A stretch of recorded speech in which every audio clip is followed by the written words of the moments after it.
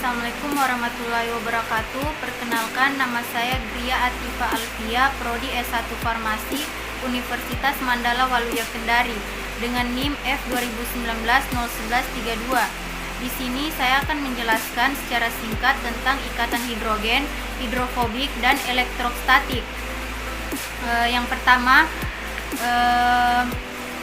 ikatan hidrogen adalah gaya tarik antara molekul yang terjadi antara atom hidrogen yang terikat dengan atom sangat elektronegatif, yaitu N, O atau F, dan pasangan elektron bebas dari atom sangat elektronegatif lainnya. Ikatan ini muncul sebagaimana ikatan N berikatan dengan H, O berikatan dengan H, dan F berikatan dengan atom H bersifat sangat polar, di mana muatan parsial positif pada H dan muatan parsial negatif pada atom elektronegatif N, O atau F. Sebagai contoh, ikatan hidrogen terdapat pada antara molekul H2O dan antara molekul NH3 seperti yang ditunjukkan dalam gambar berikut.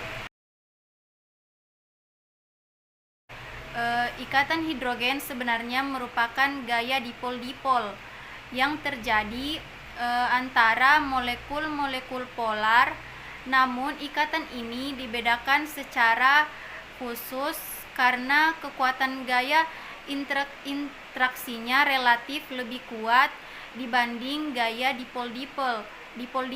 Umumnya hal ini dikarenakan atom hidrogen tidak memiliki elektron inti yang dapat melindungi silending inti atom, dan ukurannya cukup kecil sehingga dapat lebih didekati oleh molekul-molekul lainnya, dan jarak antara hidrogen dan muatan parsial negatif pasangan elektron bebas menjadi sangat dekat. Akibatnya energi interaksi dipol-dipol antara hidrogen dan pasangan elektron bebas pada atom elektron negatif menjadi lebih besar dari energi interaksi dipol-dipol lainnya. Selanjutnya yaitu ikatan hidrofobik. Ikatan hidrofobik adalah ikatan yang cukup lemah tetapi sangat penting dalam interaksi obat yang sangat larut lemak dengan lemak dari sel membran. Membentuk molekul obat harus dibuat begitu rupa agar terikat pada situs reseptornya. Selanjutnya, dalam kimia, hidrofobisitas adalah sifat fisik dari suatu molekul disebut sebagai molekul hidrofobik yang tampaknya ditolak dari massa air. Sebenarnya tidak ada kekuatan tolakan yang terlibat. Hal ini disebabkan karena tidak adanya daya tarik.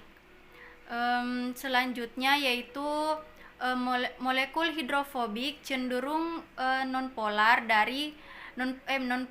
dan dengan demikian lebih memiliki molekul netral dan pelarut nonpolar lainnya.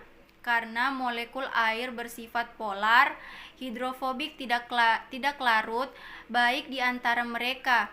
Molekul hidrofobik dalam air sering berkumpul bersama, membentuk misel air pada permukaan hidrofobik akan menunjukkan sudut kontak yang tinggi. Contoh molekul hidrofobik meliputi alkana, minyak, lemak, dan zat berminyak pada umumnya. Bahan hidrofobik digunakan untuk pengangkatan minyak dari air, pengolahan tumpahan minyak, dan proses pemisahan kimia untuk menghilangkan zat nonpolar dari senyawa polar.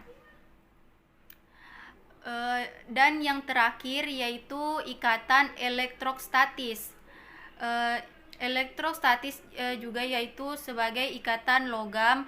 Ikatan logam adalah suatu jenis ikatan kimia yang melibatkan gaya tarik elektrostatik di antara elektron konduksi yang dikumpulkan di dalam suatu awan elektron.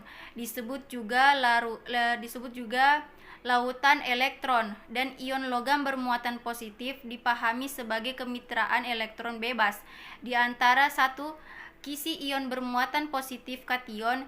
Ikatan logam biasanya dibandingkan dengan ikatan di dalam garam lebur, namun pandangan ini hanya tepat untuk beberapa jenis logam saja.